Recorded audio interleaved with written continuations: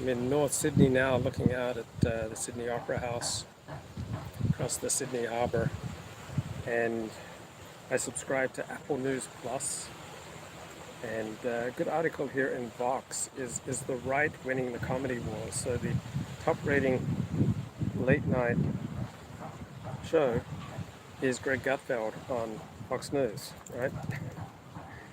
It's like higher rating than all the network offerings. And I think that's for good reason. Like, Gutfeld's good, man. He's really funny. And so what I most want from a comedy show or from comedy or a joke is to get a new insight into life. Like some new revelation of reality. Like I often look at my own behavior or my own perspective or my own opinions go like 40, that's absolutely absurd. And sometimes, I don't know how bloody stupid I am until I get some new perspective on life. So I want good comedy, like good art, gives you a more profound understanding of life. So here's might not get exposed to Vox. storylines the rest of the country is making jokes about, and vice versa. For humor to be funny, it needs to be somehow based in reality. Yes. Humor exaggerates, and you want to emphasize what is grotesque, but it has to be based on something accurate, says Prados Torreira. Right. So unless the joke is revealing life, unless the art is, revealing life, I just don't see the benefit to it. If your joke is about Hillary Clinton eating babies, that's untrue, so it's not going to be funny. The connection to reality is getting more tenuous for conservative people. One way Well, connection to reality becomes more tenuous the more you live in a bubble. And I think that's just as true for the right as the left. Conservative and liberal worldviews mirror each other, though, is that each side likes to position themselves as an underdog, mocking the... Well, each side has reasons to position itself as an underdog. What you're talking about here is a sense of victimization. And every individual, every group can easily manufacture narratives about why it is the underdog. Aggressive elites on the other side. Both left and right can claim positions of victimhood and aggrievement that give them plausible claims to punching up, says Nick Marks, a media scholar and the co-author of That's Not Funny, How the Right Makes Comedy Work for Them. We've got lots and lots of great comedy from non-white folks and marginalized folks. So when did this whole movement take over where you're not allowed to punch down? Right? Like, why can't you ever punch down? So sometimes people who are below you in status or power, deserve a joke. Right? We are all improved by accurate criticism, and comedy only works if it is accurate. Like if you're saying something completely divorced from reality, there's no resonance to it. Right? You're not going to laugh. It's not going to go viral. Right? Comedy and art only work if you're revealing something true. And there are lots of true things about people who are below you as well as above you in social status. Punching up at white hetero-patriarchal systems of power, right? But all you have... What was that? White hetero patriarchal systems of power? Well, there are plenty of systems of power that are non-white, non-patriarchal, and non-hetero. Right? It's not like power just resides with the white patriarchal heteros. To do is talk to a right-leaning person about their love of Gutfeld, and they'll say, well, no, we on the right are the victims because Joe Biden is president. So having a sense of victimhood is not inherently bad, right? So having a mild sense of victimhood gives you group cohesion. It gives you purpose. It connects you to other people. It gives you a little bit of energy and strength, a little bit of a chip on your shoulder. But at a certain level of victimhood, it becomes dysfunctional, maladaptive. So I'd say on a scale of 1 to 10, maybe a sense of victimhood at 2, it's probably generally adaptive. And a sense of victimhood, say 5 and above, is almost always maladaptive, unless you're living in a state of war. Because my kid is coming home wanting me to use their pronouns, because I'm constantly inundated with left-wing ideas. More and more people I know have kids who are going trans, and that just must be a real shock to the system. Like even in Judaism, not so much Orthodox Judaism, but in Reform and Conservative Judaism, it's increasingly common. According to this theory, left-wing and right-wing comics are basically telling the same kinds of jokes, but they're doing so from within two different realities. That explains at least some of the disconnect between the two styles. There's another theory that's a little more controversial. Dana Gale Young, a communications scholar and the author of Irony and Outrage. Yeah, I think this is important. It's not so much that the left and the right see the world differently, but the left and the right experience the world differently, right? We have different, biological predispositions. So people on the right are much more reactive to threat of contagion, threat of disorder. People on the left are much more reactive to the threat of ignorance and bigotry. Like people who keep a clean room, much more likely to be conservative. People who are conservative, much more likely to prefer stories that have a definitive ending. Like people on the left are much more okay with open-ended endings. So people on the left tend to be more open to new experiences. People on the right tend to be more conscientious. The polarized landscape of rage, fear, and laughter in the United States argues that there are structural differences between liberal and conservative jokes. Her theory is that those differences arise because of the oppositional psychologies of the people who hold the two ideologies.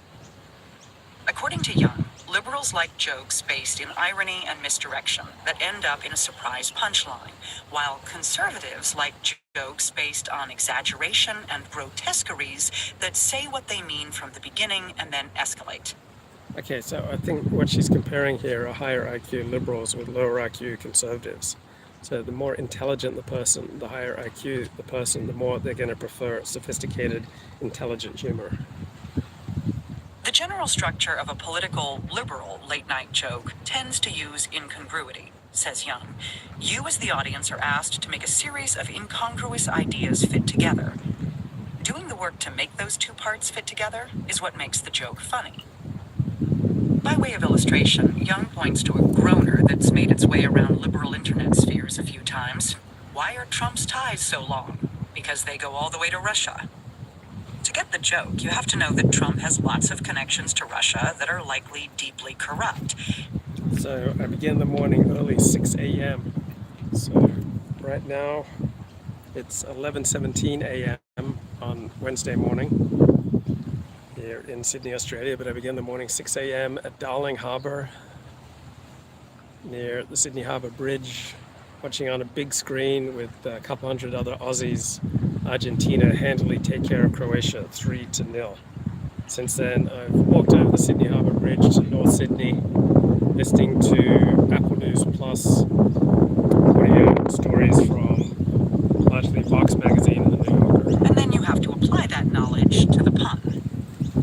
To make sense of it, that's cognitively taxing, says Young. It takes a lot of resources to do that, and that kind of humor is tailor-made for someone who has a high tolerance for ambiguity, a high need for cognition, and really likes riddle solving.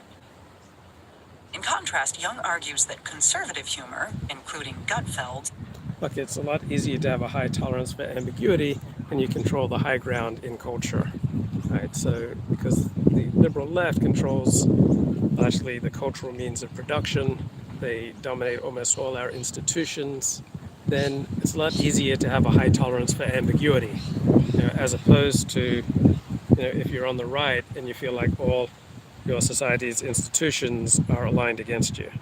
is often built on the model of a yo mama joke. You state a premise once, and then you keep repeating it in increasingly absurd ways. It doesn't comport with the incongruity framework that underlies most punchline-oriented humor, Young says.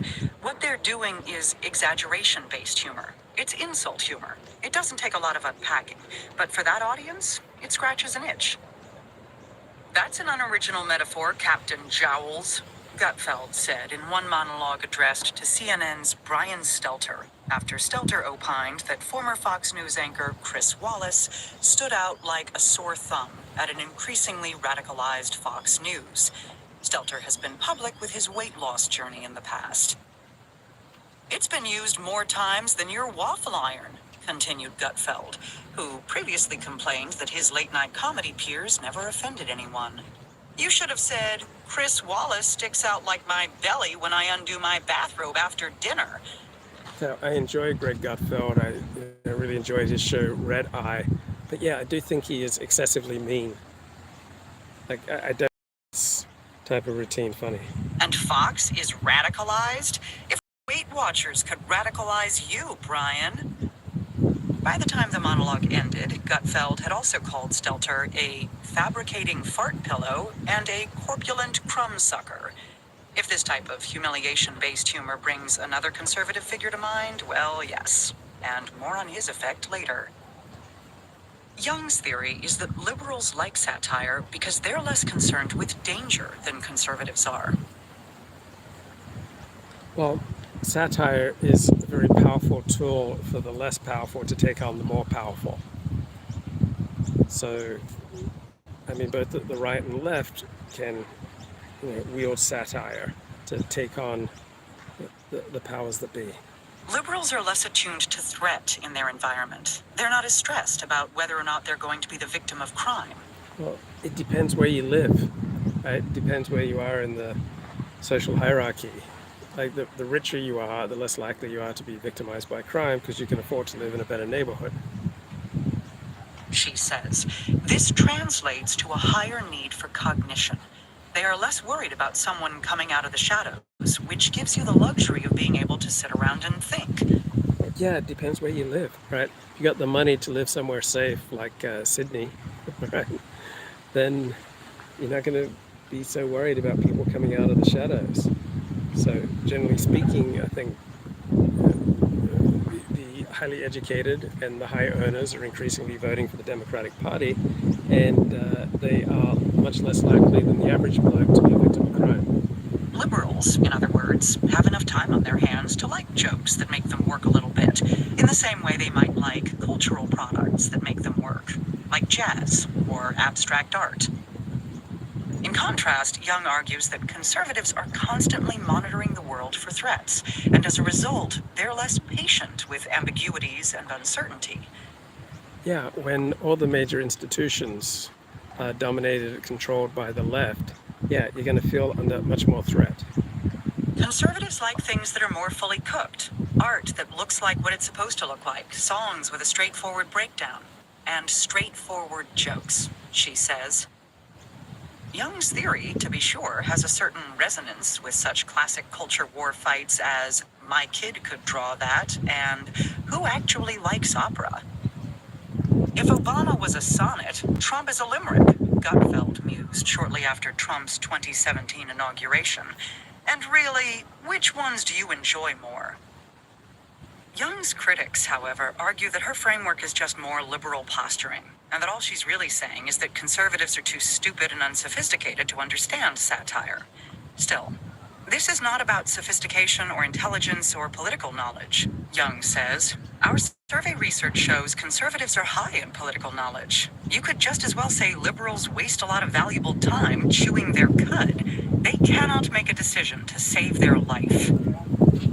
Part of the evidence Gutfeld and his cohort cite for the idea that liberals aren't funny is the idea that liberals have become prim. At the center of his comedy is the sense that the left satirists have become censorious scolds. Regardless. Yeah, I mean, that's certainly the sense that I've developed over the past 30 years. Of whether that idea is true or not, plenty of people agree with Gutfeld, and that's a big cultural change. Moral disapproval over stand-up comedy used to be associated with the right. According to Lauren Levine, a communications PhD student who wrote her thesis on the ways comics navigate concerns about political correctness, that association has been shifting toward the left slowly over the past 60 years. Throughout the 50s and 60s, political correctness is going to be used more so by the right, and it's going to be thought of as something used to police profanity, obscenity, vulgarity, says Levine. This is when Lenny Bruce is arrested, because at the time we have obscenity laws. Levine argues that the left began to get concerned about political correctness starting in the 1970s, when continental philosophers like Michel Foucault and Jacques Derrida became all the rage in academia. So in the 1950s and 60s, our institutions weren't as dominated by the left. And so people who were arresting, Lenny Bruce didn't tend to be on the left. So now that power has shifted to the left in almost all our major institutions, the left is able to enact much more freely, those parts of its prim, proper PC agenda that are not popular. Right? When you have the power, you can just do things even if it's not popular. So the lack of power in our major institutions made the liberal left more responsible. People were really interested in the relationship between language and power, she says. Then, in the 1980s, as the Federal Communications Commission's fairness doctrine disappeared and the political extremes began their long retreat towards separate media silos, Levine says that progressive activist groups began to make political correctness part of their arguments against figures like Ronald Reagan and Margaret Thatcher. They were using PC as a strategy, she says. This new rhetorical move emerged into an increasingly polarized media landscape. Well, when conservatives started to dominate talk radio, right, the left started using PC to try to remove their advertisers, to try to revoke their commercial licenses, because they couldn't win on the even playing field of talk radio. Ignited a new fight. Young, going back to psychology, argues that a mounting sense of danger motivates the left's political critiques of comedy. Conservatives, per her framework, don't want to bother with satire because they're too busy scanning the landscape for threats. And she posits that liberals get into the same state of mind when they're facing jokes about disenfranchised groups. There are some liberals unwilling to enter the state of play when it comes to human rights, women's rights, LGBTQ rights, she says. My sense is there is an unwillingness to entertain those ideas because there is a real perceived threat. Threat salience is always going to interrupt humor processing and appreciation. To be clear, it's pretty reasonable to feel worried about violence after you hear bigotry-inflected jokes that involve racial slurs or... No, it isn't, right? Yeah, I'm sure that some people who commit violence have said bigoted things, but the correlation between saying bigoted things and doing violent crime is quite low. And America has a massive violent crime problem, but it's not primarily committed by white people who say bigoted jokes. Harmful stereotypes. Studies consistently show clear links between hate speech toward marginalized groups and hate crimes against... Yeah, consistent links, but how strong? Compared to the massive wave of violence that's been set off by the Black Lives Matter movement, like all the bigoted jokes in the world, right, wouldn't amount to 1% of the violence unleashed by BLM. Them. And it makes sense that people who either belong to or care about protecting these groups might not feel playful when it comes to joking about them hatefully. Levine interviewed working comics for her fieldwork, and she found that the concern over a woke mob censoring the jokes of hapless stand-ups is largely overblown. Most of the people I interviewed felt that the people at live shows are not really the people getting outraged. The outrage tends to come from voices on the fringe getting amplified for a catchy headline. And I also noticed that people who do podcasts, right, don't tend to get called out and canceled. Right? It's mainly people who write things who, attract the ire of the liberal mob. He said, I've started thinking about the idea of political correctness as a moral panic over overregulated and underregulated speech. The idea that audiences can't take a joke is an amplified idea from the media. Levine's research, though, shows that the idea of a humorless liberal ruining everyone's comedy fun remains firmly ensconced among working comics. Both sides have their own idea of PC, she says. The right continues to push back against ideas they think of as vulgar or obscene, while the left continues to push back against ideas they think of as anti-progressive. You might remember that take from Trump's infamous Access Hollywood tape. The right thought that the problem was the word pussy, and the left thought that the problem was the word grab. No, I think people on the left and the right both found it vulgar and disturbing. It's just that the right was able to put it in context that this is, locker room talk. Donald Trump wasn't talking about going around, doing this to random women on the street. He was talking about doing this to women who are already sexually attracted to him, and so he was just making the first move. Right, so you can focus on the words, or you can focus on the context and the meaning of the words. And people on the left were focusing, on the horrible sounding words and putting less emphasis on the context and the meaning of the words. Both sides have the things they like and they don't like, says Levine. But I think most people would say the left currently is louder in voicing their dislikes when it comes to comedy. And why is the left louder? Because they controlled the high ground of culture. Trump was the alpha and journalist Billy Bush was listening. Yeah, it was two blokes batting locker room talk back and forth. Right? The left is louder because they have more power. They can get away with it. Right? They're dominant in institutions. They occupy the high grounds of culture.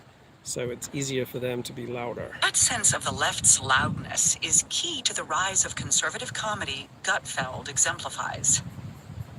There might have been a period, particularly during the early 2000s, when right-wing media really struggled to brand itself as comic. That period is gone, says Matt Sinkovitz, a media scholar and... No, there was always abundant comedy on right-wing talk radio. Like Rush Limbaugh was frequently quite funny.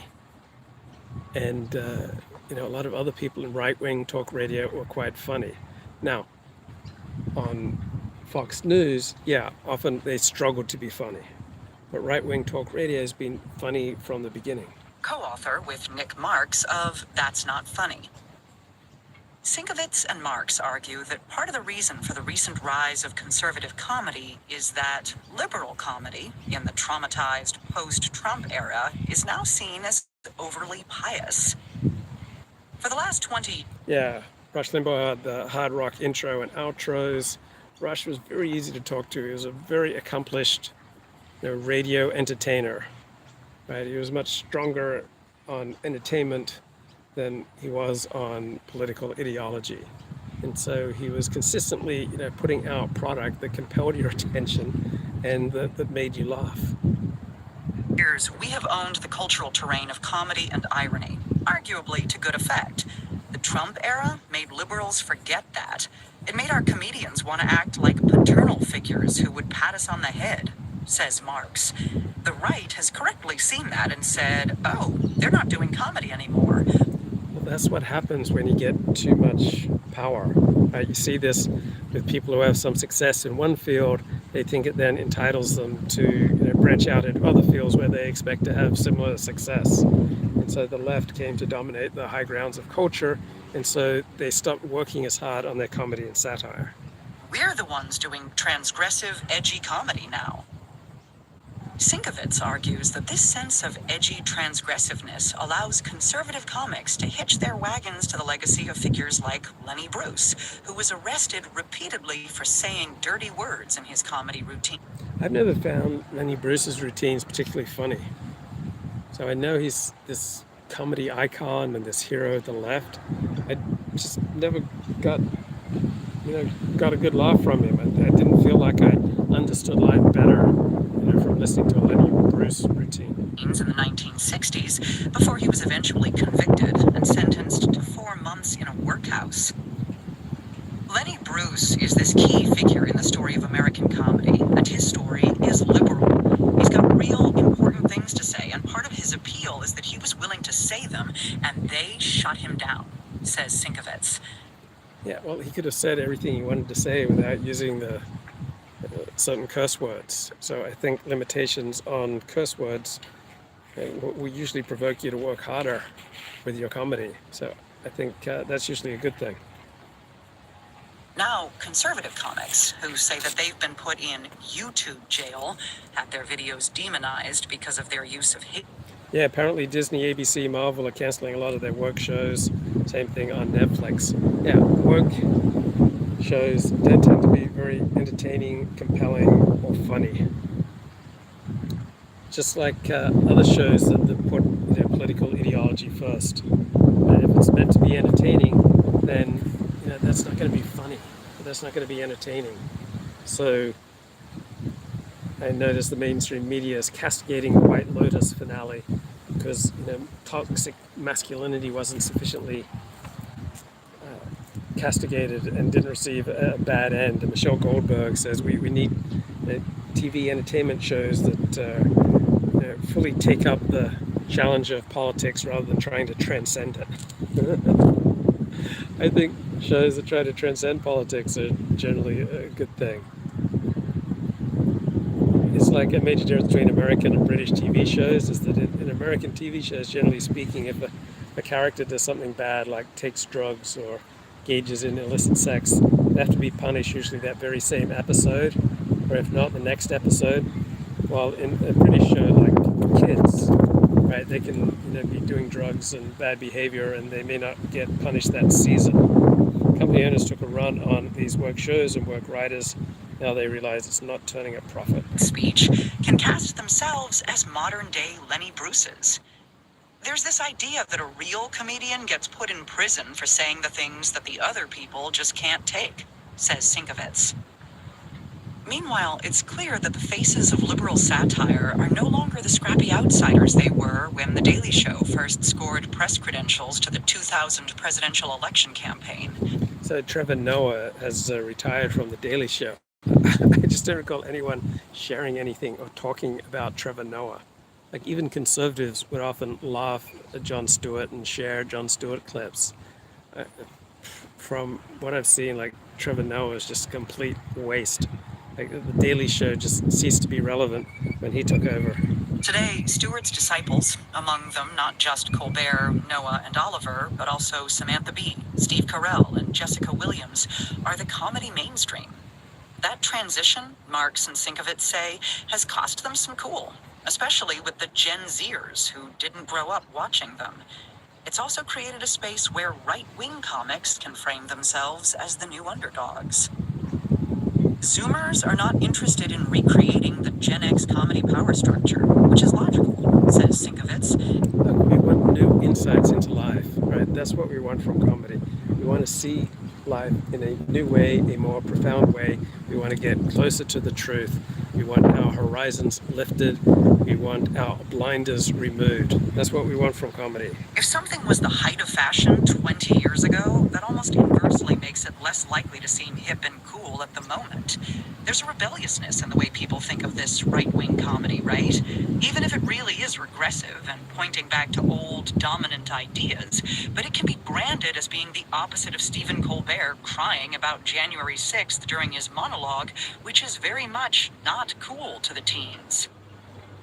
Part of this shift came not just with time, but specifically with the Trump administration. Both a viciously cruel and highly skilled insult comic, one of Trump's more bizarre political gifts was to be so blatantly corrupt and incompetent that he paradoxically rendered satire toothless.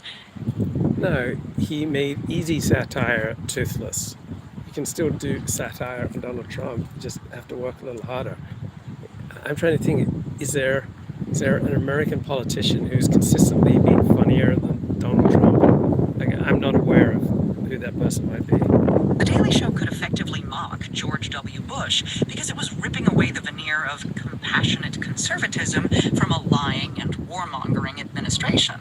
But Trump never bothered to hide what he was, and Alec Baldwin's impression grew more tired every time he trotted it out. So by the end of Trump's term in office, liberal comedy had lost a considerable amount of potency, and conservative comedy had received a shot of adrenaline from one of its most adept practitioners. So I think America increasingly polarized during the Trump administration because the left was increasingly talking to itself. It became less sharp with the comedy. This displacement of cultural capital has created changing economic incentives for advertisers who want to chase the lucrative 18 to 34-year-old male audience. In the 2000s, those young men were glued to The Daily Show. That's no longer the case. The young male audience is being pursued by conservative comedians because the liberal comedians we've grown so fond of have calcified and become institutionalized, says Sinkovitz. The space exists economically for figures like Joe Rogan to go after this young male audience that Comedy Central wooed before. Marx believes this economic takeover is the result of a Have you ever had a belly laugh from Joe Rogan? I don't recall experiencing that. deliberate coalition. I do believe there's an intentional use of comedy on the right between right-wing politicians, entertainers, and others to reach out to young men, he says. I do think they get together in their smoke-filled back rooms and say, how do we replenish the aging electorate with people who aren't going to buy my pillows anytime soon? Well, here's this Joe Rogan character. The strategy may or may not be deliberate, and it may or may not be effective. So who do you think are the funniest commentators on today's scene? I'm thinking Tucker Carlson, Greg Gutfeld, Dave Chappelle. Who are the other leading comic analysts today? Rogan, whose politics are inconsistent to the point of incoherence, but who frequently platforms far-right figures in the name of entertainment and comedy, is most popular among young men. Gutfeld also consistently reaches a young audience. But young men aren't trending more conservative now than they used to. Instead, young women are overwhelmingly trending liberal, while young men... I think people just want a new perspective, right? People just want to see reality differently, right? We want the blinders removed from our own prejudices, right? We want to get new insights into how the world works. Isn't Richard Spencer a comic? He needs to hit his local open mic night. Yeah, I think Richard is pretty damn funny. So, hanging out here in North Sydney, listening to pretty good New Yorker article on the CEO of anti-work. So let me pull this up here. Members of Roivan's advisory board were following Ramaswamy's new career as a cultural critic, and some were distressed. In Berwick's view, Tucker Carlson and Fox News were toying with him.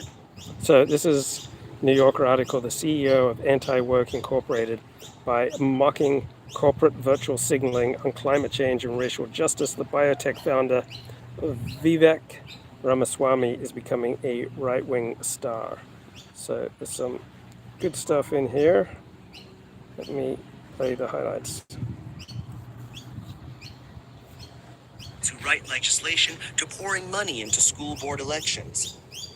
He picked up his phone, as if to seek out a more interesting conversation. I just don't think that's the biggest problem. Shortly after Ramaswamy was born, his family commissioned his horoscope, which predicted that he was destined for greatness. Oh yeah, Anthony Camilla, Gavin McGinnis. Yeah, they're pretty funny. Nick Fuentes is funny. Yeah, Richard Spencer is funny. Mike Enoch is funny. Steve Saylor is hilarious. He would later say that his family bestowed on him, their firstborn, a sense of deep-seated superiority and an expectation that he would outperform the average mediocre Joes with whom he went to school. Geeta told me that she and her husband, known as VG, believed that Vivek and his younger brother, Shankar, as children of immigrants, would have to work harder to succeed than the children of American-born parents. There are a lot of things we didn't know, being from India, she said. In 8th grade, at a large and economically diverse public school, Vivek was roughed up and pushed down the stairs by a black student. An injured hip required surgery, and... Wow. So you're in 8th grade, you're pushed down the stairs and requiring surgery at a public school. Yeah, I would think that would probably affect your worldview and probably incentivize your parents to send you to private school. His parents decided to enroll him in a private preparatory school. When I first asked Ramaswamy if that incident influenced his views on race, He seemed not to have thought much about it. But some days afterward, he wondered aloud if the experience had precipitated his doubt that members of one underrepresented group had a unique claim on being discriminated against. All human beings can be on both the giving and receiving end of that. So if you simply account for IQ, then that one single factor explains earning, wealth, success in the workplace, success in education. Like that one single factor, like Jewish disproportionate influence, success, wealth, right, is simply accounted for overwhelmingly by high average levels of IQ. So this one single variable has massive predictive and explanatory powers. A strain of animus toward Black Americans runs through much of Ramaswamy's public commentary. After a foundation that has been linked to Black Lives Matter was... Look, just because you're anti-Black Lives Matter and that kind of hysteria that has led to the murder of thousands of Black Americans, right, that doesn't make you anti-Black or give you animus against the Black community. Maybe you're just opposed to the destruction of your own society. Maybe you're just an anti-murder activist. Sounds like this guy has an animus towards murder, which in my books is a good thing. Discovered to have spent donations on high-end real estate, he started to quip that BLM should stand for Big Lavish Mansions. In our conversations, he could be similarly antagonistic, as when he discussed how today's civil rights activists, a group he defined as comprising Al Sharpton, Jesse Jackson, and Ibram X. Kendi, had sold out to corporate America. He couldn't say exactly how Kendi had sold out, but he believed that Jackson, the Baptist minister and former presidential candidate, who is now in his 80s, had profiteered on his standing as a civil rights leader. So yeah, if you have contempt for these race hustlers like Jesse Jackson and Al Sharpton, that doesn't make you anti-Black. Ramaswamy likened this to extortion, but later clarified that the extortion attempts he meant to criticize were racial equity audits conducted by the former attorneys general Eric Holder and Loretta Lynch and their law firms. Corporations such as Starbucks and Verizon, he said, felt that to avoid accusations of racism, they had to hire the firms, often at great expense, to assess their diversity policies. Yeah, and these law firms then come back with responses that completely ignore the power of the explanatory variable of IQ. Right? Not all groups have the same gifts, so we should not expect all groups to succeed equally in all areas. Just look at the NFL, it's like 80% Black. The NBA, 80-90% Black. I definitely find the idea of systemic racism revolting, Ramaswamy told me. He allowed that it had existed in the U.S. at moments in the past, offering the era of slavery as one example. But racism was atrophying, he said, so societal goods should not be unevenly distributed. So it's best just to avoid the playing field of racism, what's racist, what's not, right? Will Elon Musk mandate IQ tests for his employees? I don't think so. I think that's illegal. But you have to do a clever proxy for IQ testing. But it's just so much more effective to say, look, I don't accept there's any such moral sin as racism. People don't know how to react to that. It just leaves them speechless. On racial grounds.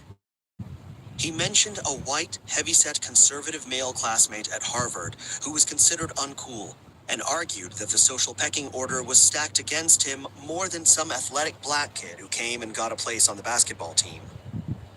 Ramaswamy blamed affirmative action and similar policies for forcing elite institutions to lower their standards, and said that the current narrative of systemic racism creates more racism than would otherwise exist. Affirmative action... Just don't play the game of what creates more or less racism. Just avoid it. Say, I don't believe there's any such sin as racism. What we have is a human condition that we prefer our in-group, and that we prefer people who are similar to us to people who are different from us. Is the single biggest form of institutionalized racism in America today, he concluded. Ramaswamy's political awakening began not at home, but in the company of a conservative Christian piano teacher with whom he took private lessons from elementary through high school. I think his political awakening probably began in public school, right, when he was pushed down the stairs. Luke, you got into UCLA with a 1200 SAT. Did you write an essay? No, I didn't get into UCLA after high school. I had a very mediocre 1135 SAT back in 1984. Then I went to community college and pulled like a 3.6 GPA. Just essentially started, once I got serious, started pulling straight A's at UCLA, at Sierra Community College. And so that's how I was able to transfer into UCLA from community college. As he worked his way from the easy Bach preludes to Mozart's Rondo alla Turca, the teacher, who became something of a godmother, and extolled the virtues of free speech, patriotism, and Ronald Reagan. A conservatism that puts its faith in unfettered markets would come to inform even Ramaswamy's understanding of caste relations in the Indian state of Kerala, where he spent summers.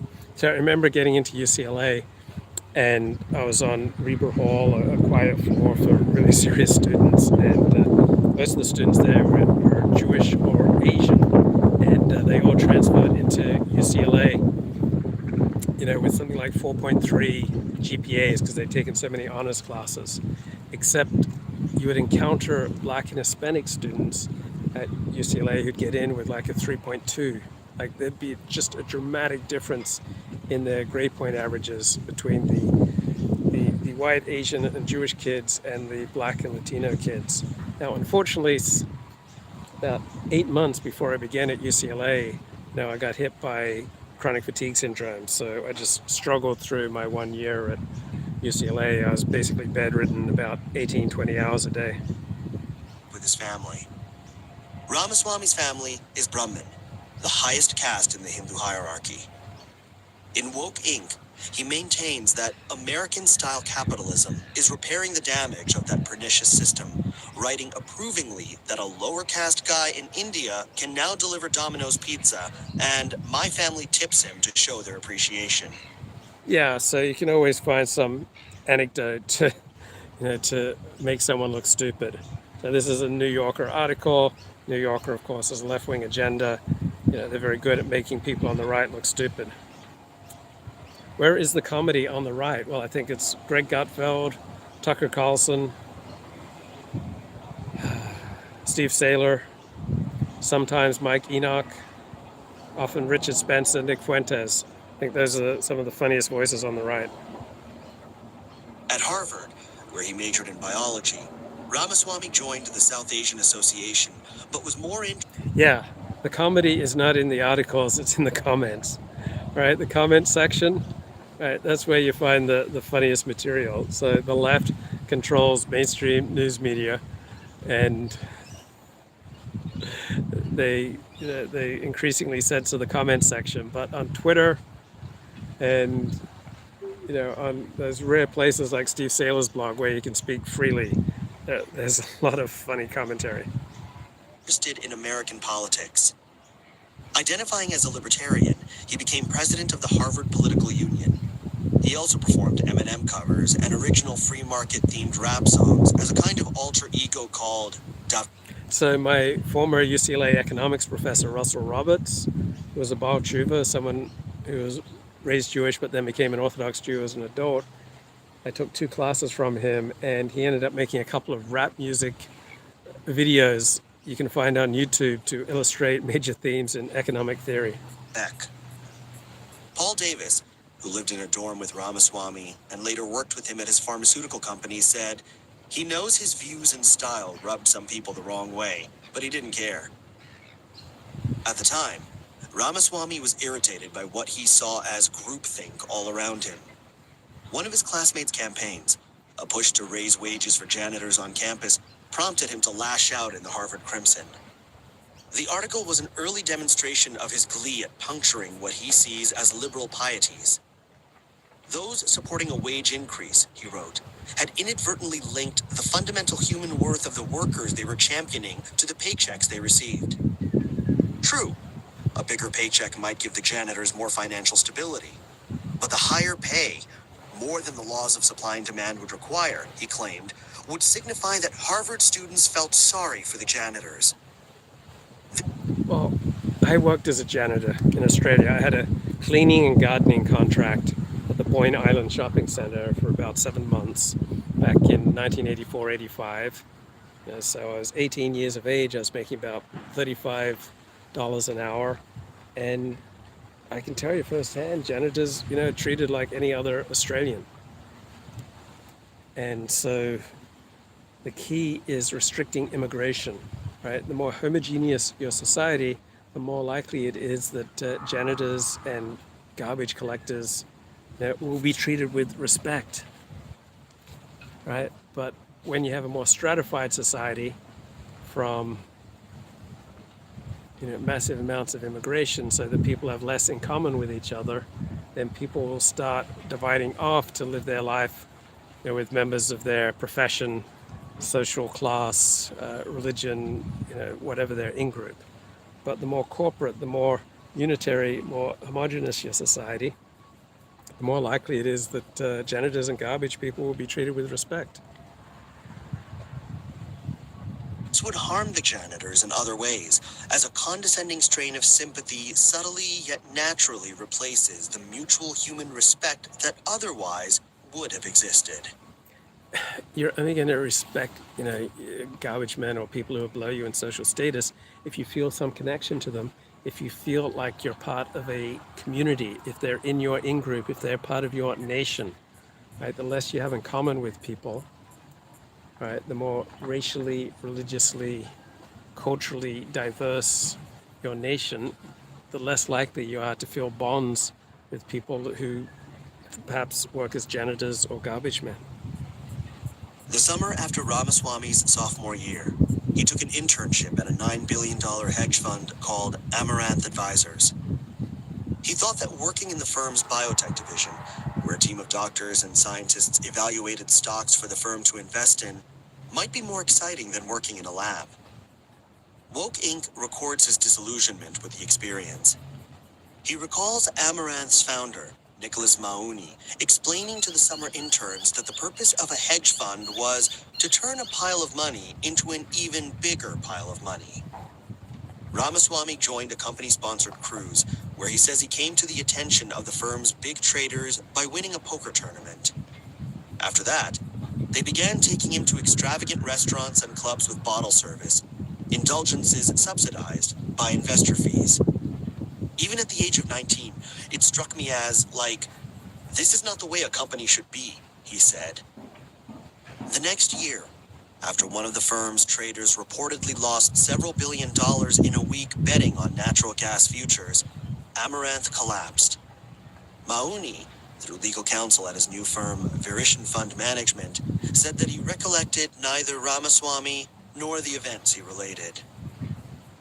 Ramaswamy's next summer internship, another disappointment, was at Goldman Sachs. He describes the inner workings of the firm as a charade, with jaded bankers in hand-tailored dress shirts doing little while making a show of how busy they were. He was especially struck by what was often called Service Day, when employees engaged in volunteer projects around the city.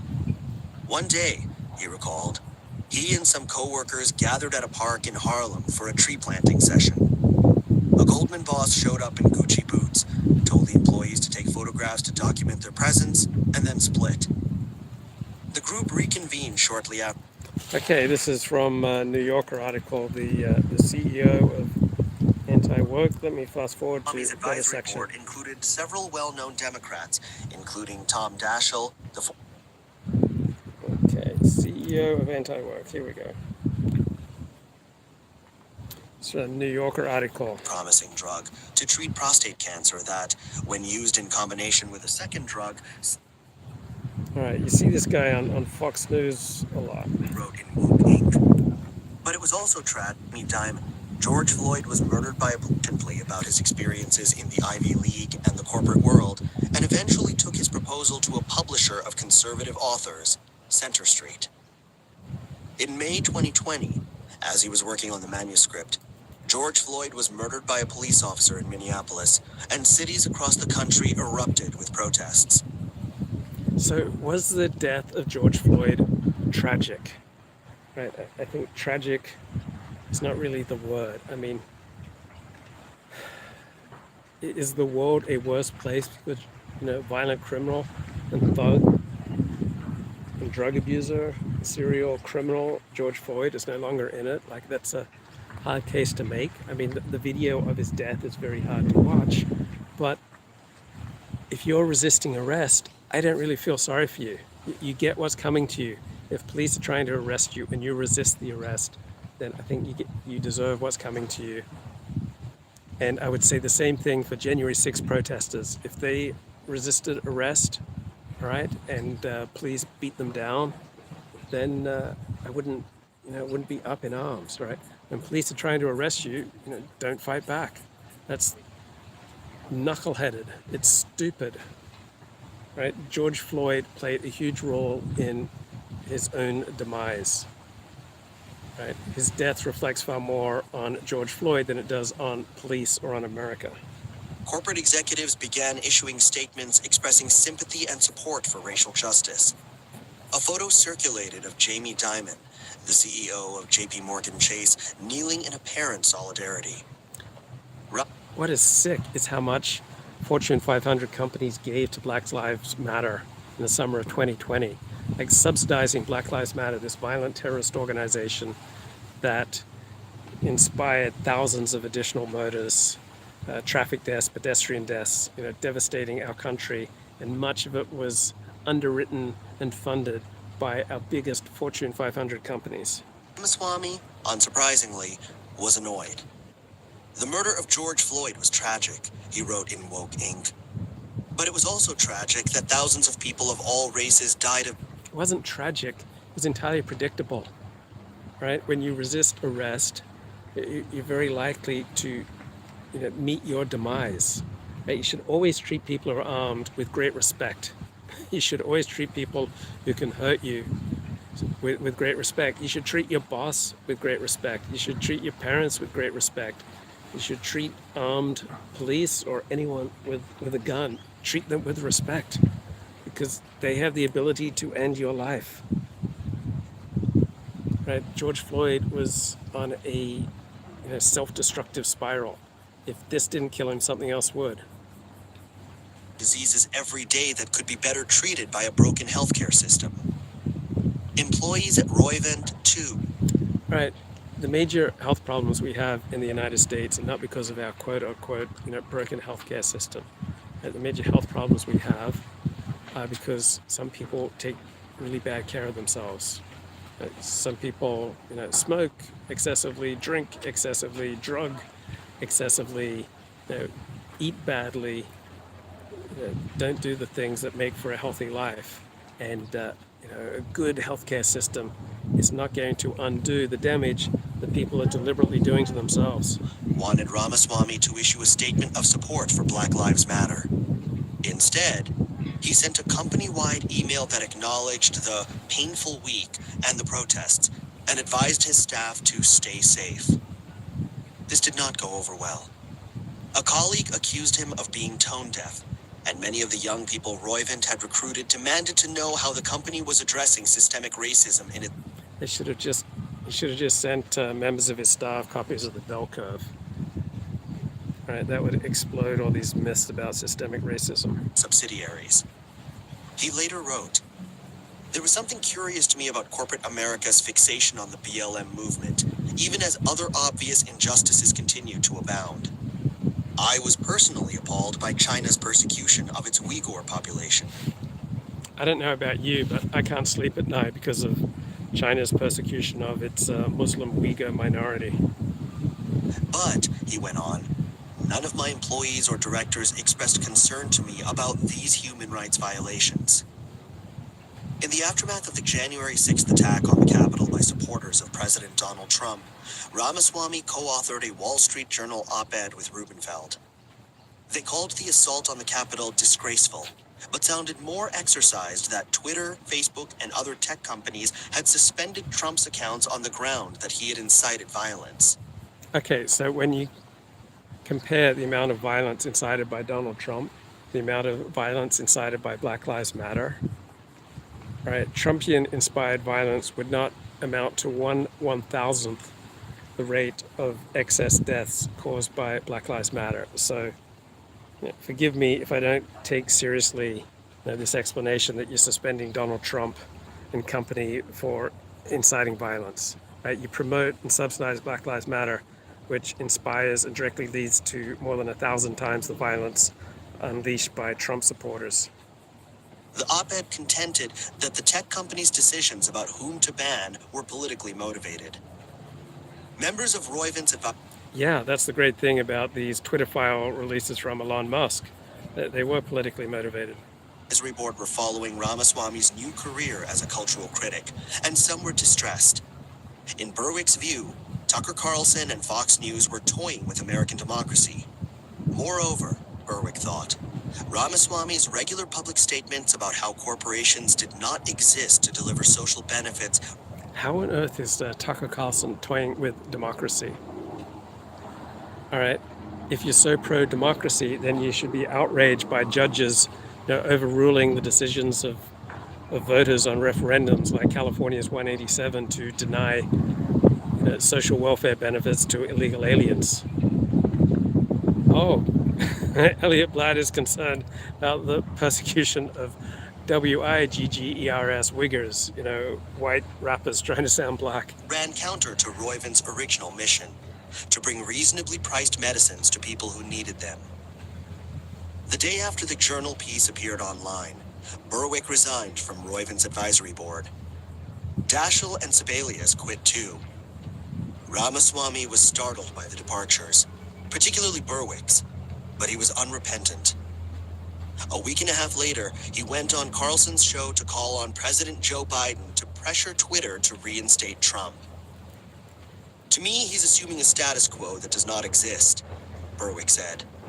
Democracy is so under the gun right now, and the very forces that he's talking about, these moneyed forces, are part of the reason. His view is they should get out of the political scene entirely, and my view is they're in it. The money's there.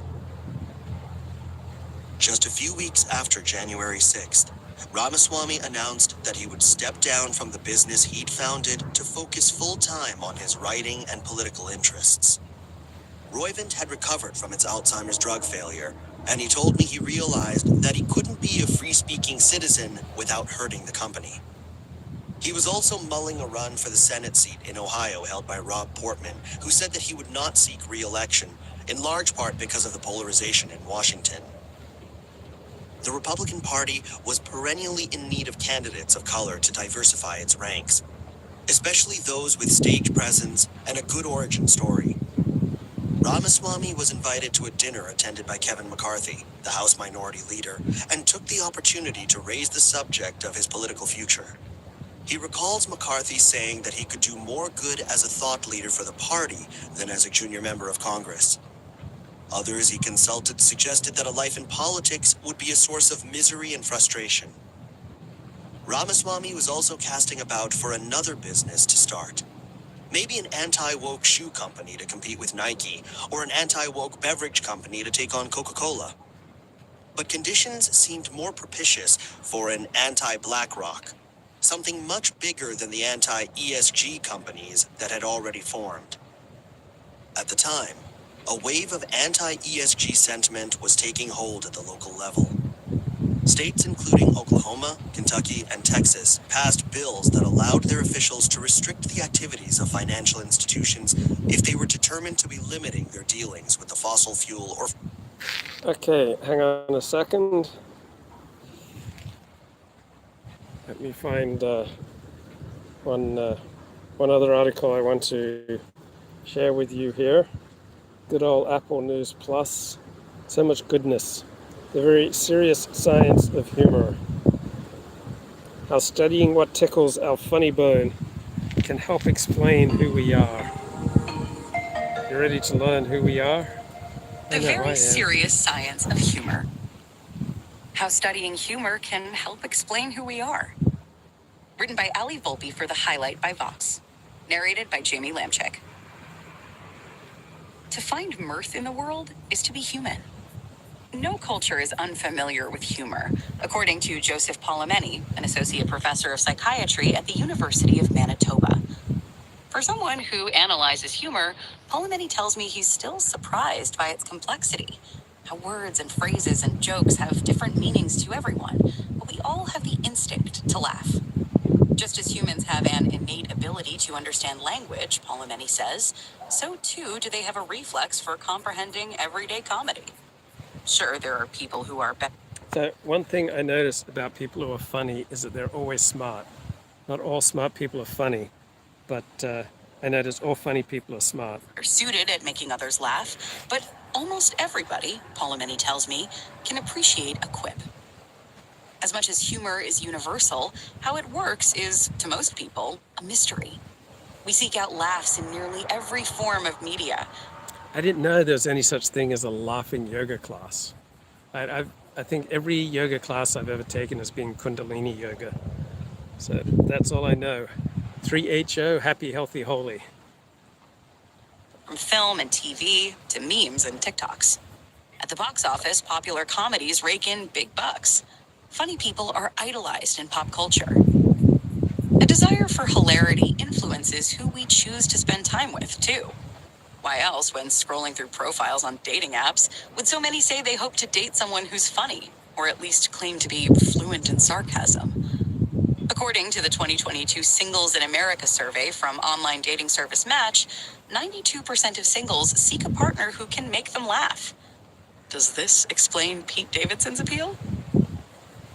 The things that make us laugh today, from knock-knock jokes to satire, don't resemble our ancestors' version of humor. Play is probably one of the original building blocks of humor, Polimeni says. Many animals partake in it. Dogs, otters, monkeys, rats, horses, fish, kangaroos, and humans' early predecessors, similar to modern-day chimpanzees and primates, likely engaged in play too, like mock fighting and tickling. Over time, laughter-inducing play transformed into practical uses. Laughter and amusement signified a situation was safe, and positive emotions could be used to help cheer others up. What Then, do around 40 to 40... racist jokes say about someone? Well, I think sometimes humor comes from nervousness, a sense of threat. Sometimes it just comes from noticing differences that you're not supposed to comment on. Sometimes, I guess, racist humor, all humor is a way to, put ourselves down or to put someone else down. And other times, humor, including racist humor, is a way to connect with others. 5,000 years ago, Polimeni says, humor evolved to serve more modern applications, to smooth over awkward social situations, to laugh at others' mishaps. Humor would have aided early humans in having difficult or contentious conversations. Topics like, are you helping me enough? Do you like me? Why did you accidentally hit me? Or was it on purpose? Without getting angry at one another, Polimeni says. If softening the blow of a potentially sticky So I notice humor in the workplace, in the personal situations, it really relaxes the tension between people. Right? It makes people more human in the best sense.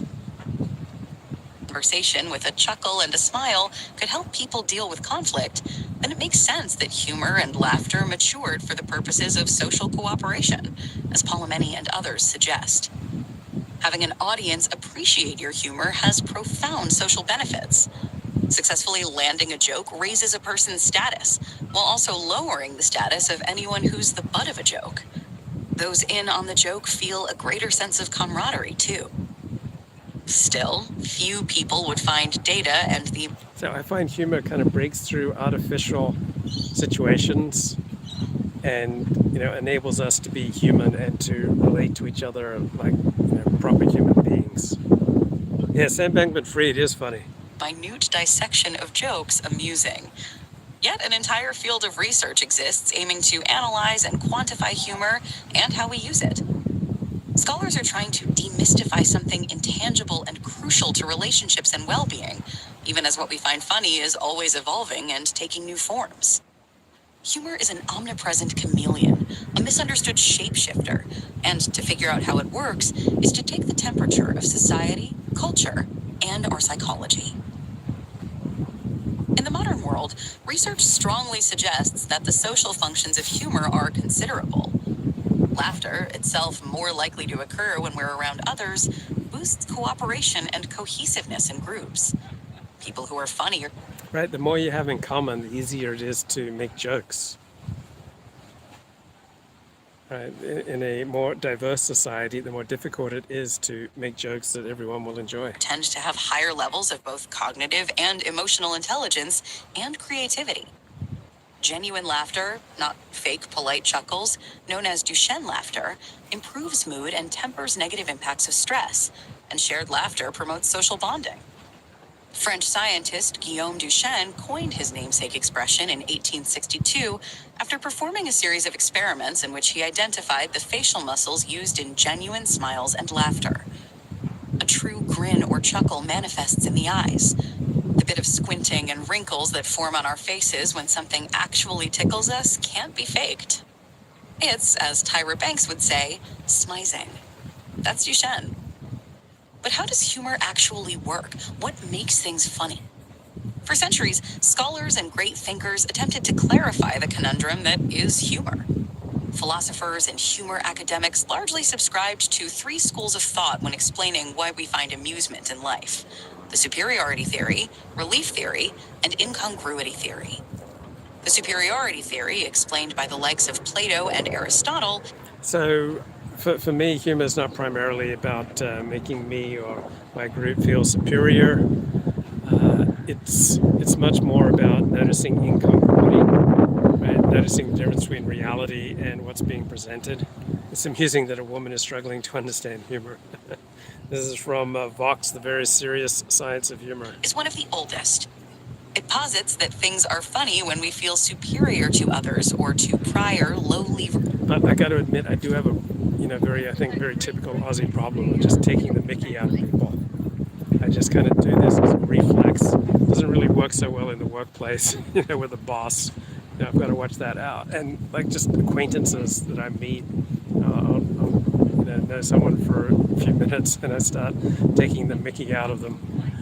And very Australian, but doesn't always serve me, particularly when I'm around, very proper, prim people. They don't appreciate it. Versions of ourselves. Think mocking humor or self-deprecating humor. Sigmund Freud's interpretation, known as the relief theory, is that the act of laughter releases pent-up nervous energy or tension, such as when laughing at taboo or sexual topics. The third and most widely accepted explanation of humor is the incongruity theory. Yeah, that's my primary use for humor. The difference between, say, the formal situation or what's ostensibly going on and what's really going on. Philosophers James Beattie, Immanuel Kant, Arthur Schopenhauer, Soren Kierkegaard, and others postulated that we find amusement in things that are at odds with our expectations, a contradiction between the setup and the punchline. In contemporary humor, the joke teller sets the scene in the build-up. The part that makes us laugh is often a pivot away from the path we thought we were on. These arguments don't mean we'd find humor in accidentally killing your mother-in-law. Peter McGraw, a professor of marketing and psychology at the University of Colorado Boulder, and his co-author Joel Warner wrote in their 2014 book, The Humor Code, a global search for what makes things funny. Unintended murder would be incongruous, assert superiority, and release pent-up aggressive tensions, but it's hardly a gutbuster. Gore, however, does garner a few laughs in the right context. I'm in the audience of a Denver theater. So I don't generally like gore. So I'm not generally one who laughs at gore, but in particularly stylized presentations like at Monty Python, then someone who's had their limbs chopped off and is complaining, it's just a flesh wound. That's funny to me. We're watching improv comedians craft a layered and detailed narrative about vulnerability and love and gaping flesh wounds. Next to me, in the dark, mostly empty house of Rise Comedy, Caleb Warren is laughing. As with some things that are funny, you really did have to be there. Warren, an associate professor of marketing at the University of Arizona, studies what makes us laugh for a living. He, along with his collaborator, Peter McGraw, convened this performance so I can see their work in action. The pair think they've got humor down to a science, and with volunteer improvisers as kind and willing test subjects, Warren and McGraw attempted to take the magic out of comedy. To describe to me, in painstaking detail, why the comedian's jokes, why talk of flesh wounds, might make us laugh. McGraw, who is trained in quantitative psychology, focusing on judgment and decision-making, teaches courses including undergraduate consumer behavior, MBA-level marketing management, and behavioral economics to PhD students. Warren was one of those PhD students during the latter part of the early aughts, one who struggled academically, but was one of the smartest in the room, McGraw says. Warren remembers McGraw teaching a lesson about moral violations, victimless yet offensive actions, such as eating one's dead pet dog, as social psychologist Jonathan Haidt put it. While reading Haidt's paper, Warren mostly thought the scenarios were funny. Around the same time, McGraw was giving a talk on moral violations, and an audience member posed a question. If moral violations are supposed to elicit disgust, why are we laughing? McGraw didn't really have an answer. He also couldn't stop thinking about it. McGraw brought the puzzle to Warren, and the pair quickly began exploring why we laugh at things that are morally wrong. The theories of superiority. I remember once reading that Europe only started making jokes about adultery when adultery became less serious. So there's something to that. Right? There are things that you don't want to joke about if you believe in the holy and the sacred. And so, joking about adultery probably, played a role in making adultery more socially acceptable. Relief and incongruity did an okay job at explaining humor, they thought. But it would make much more sense if there were one framework, one bow to neatly wrap around the humor experience. McGraw and Warren say they believed another theory, by linguist Thomas Veitch, got closer to solving the puzzle. Take the joke that inspired Veitch's line of thinking, as McGraw later recounted to me. Why did the monkey fall out of the tree? Because it was dead. It's a good one. Veitch claimed that humor occurs when someone perceives a situation is a violation of a subjective moral principle while simultaneously realizing that the situation is normal. McGraw and Warner wrote, the violation? The dead monkey. The normal situation? Any dead creature would tumble from a tree, as gravity is wont to do.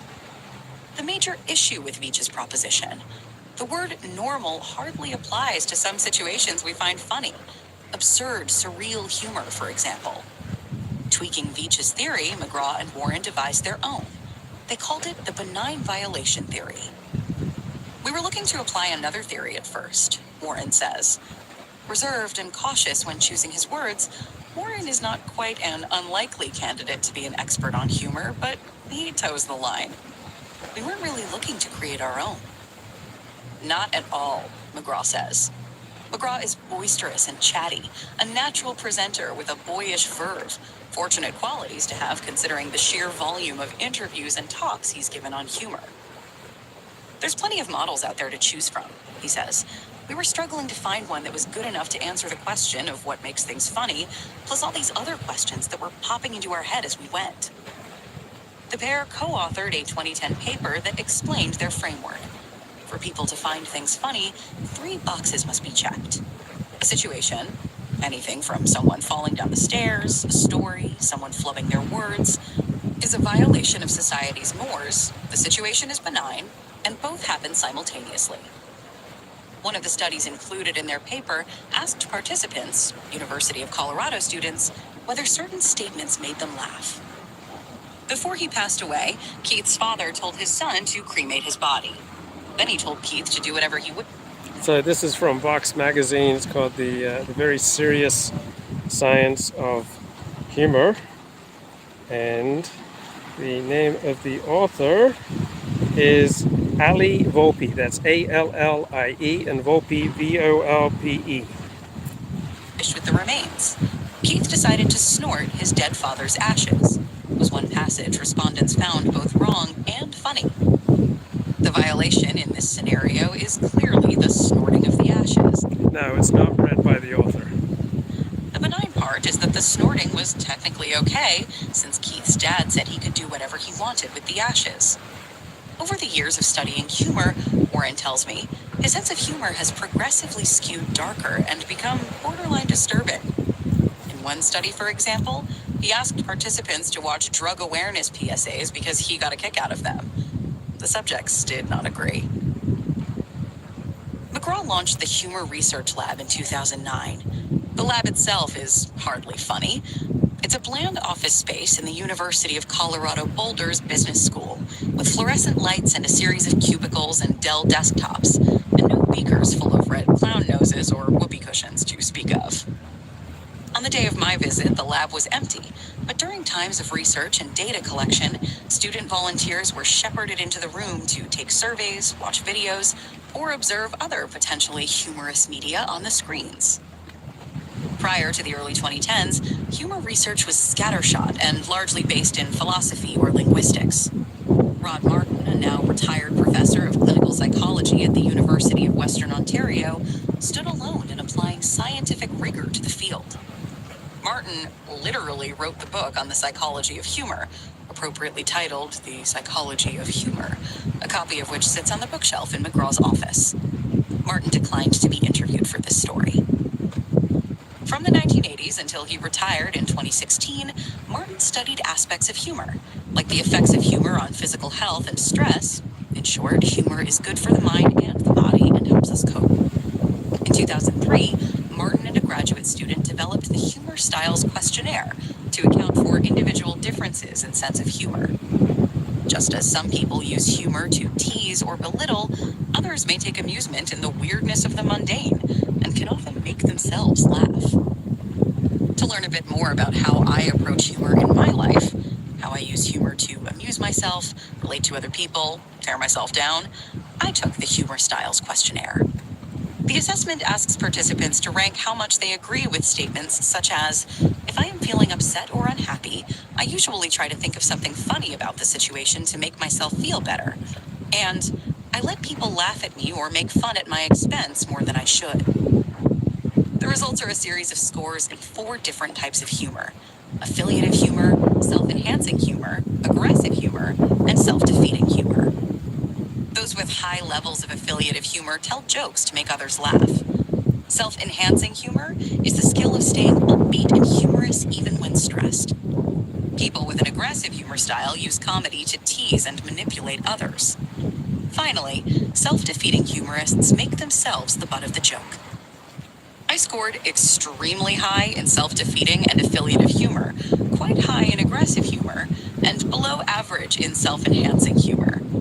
Yeah, I think that's pretty similar to my profile. I shared my results with Gil Greengross, a lecturer in psychology at Prifysgol Aberystwyth University in Wales, whose dissertation advisor was Martin, the guy who created the Humor Styles Questionnaire. Greengross became enthralled with humor as an academic subject matter when he realized how little is understood about what makes us laugh. If aliens were to touch down on Earth and examine how humans communicate, he tells me, but then every minute or two someone burst out laughing, the aliens might wonder what that expression means and what it signals. So he decided to find out. Over Zoom, when Greengross hears how highly I score in self-defeating humor, a nervous smile creeps across his bespectacled face.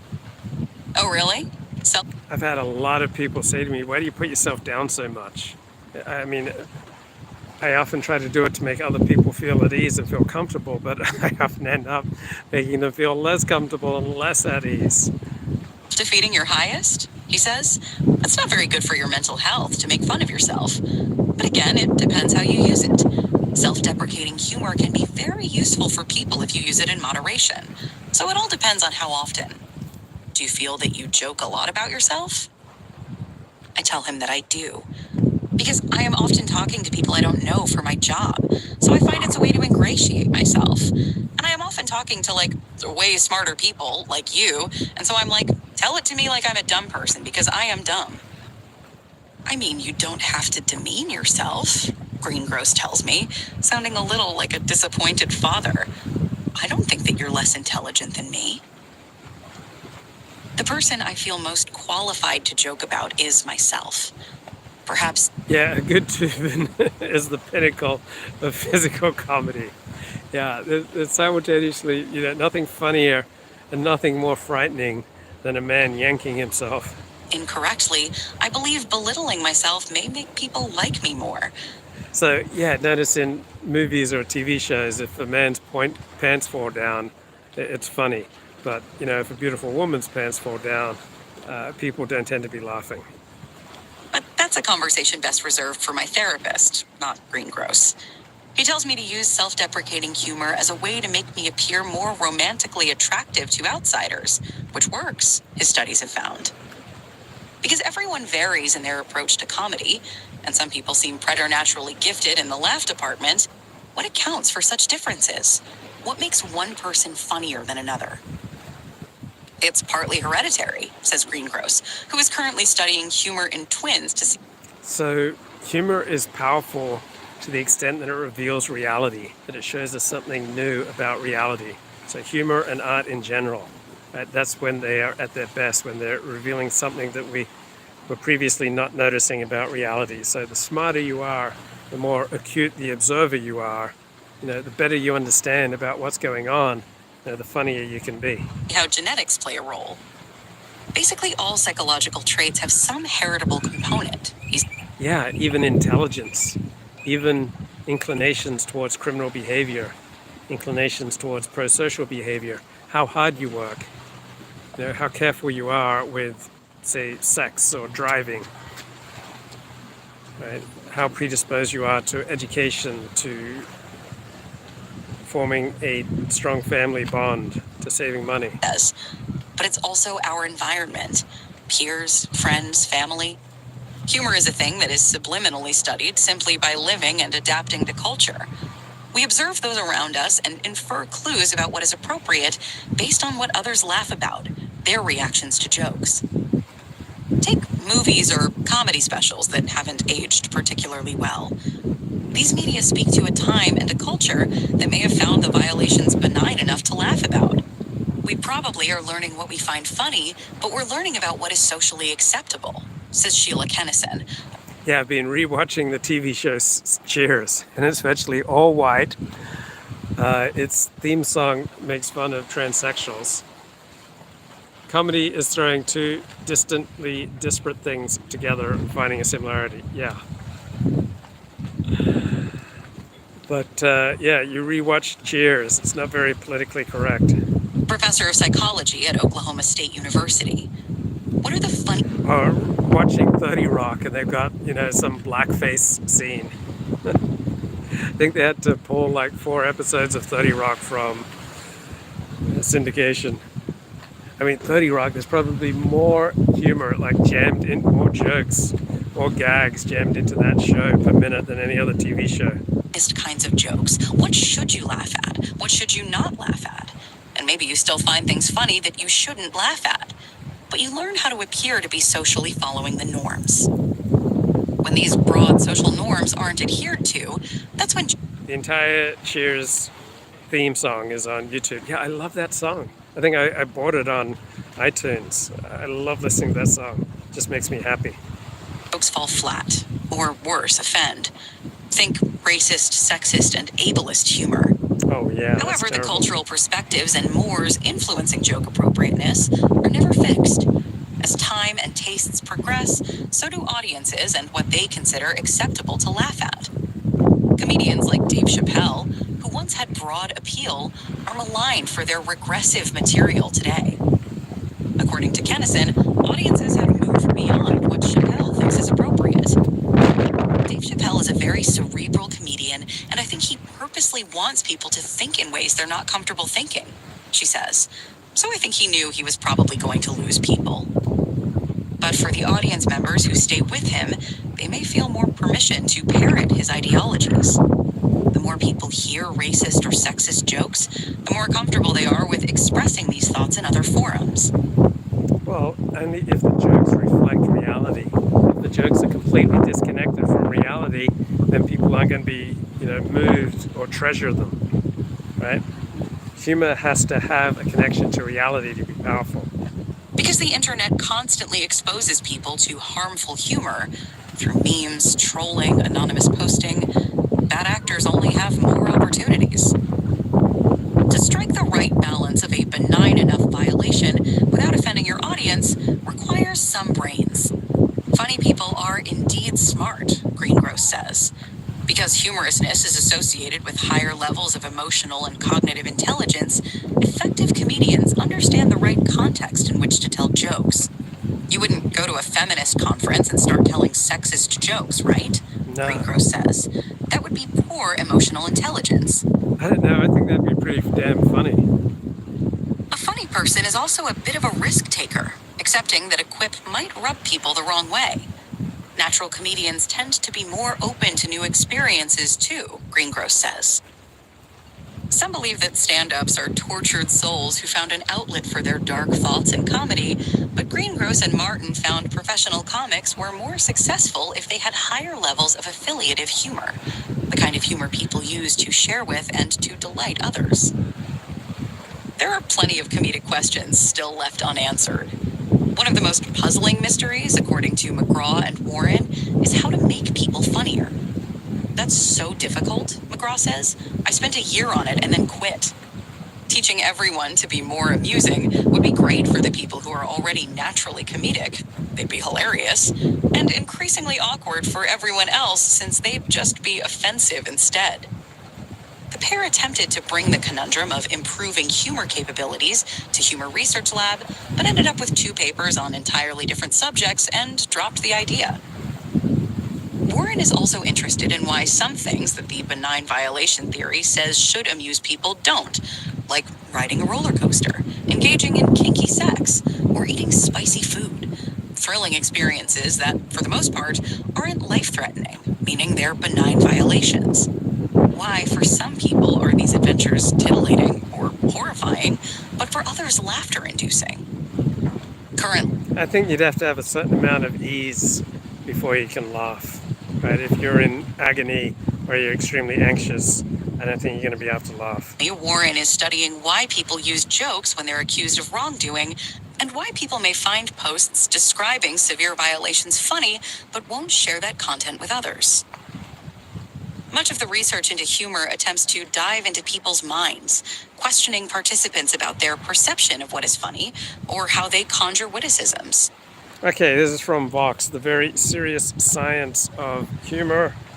I'm going to continue on with my walkabout and say bye-bye from North Sydney. Looking out, the center of your screen right now, the Sydney Opera House.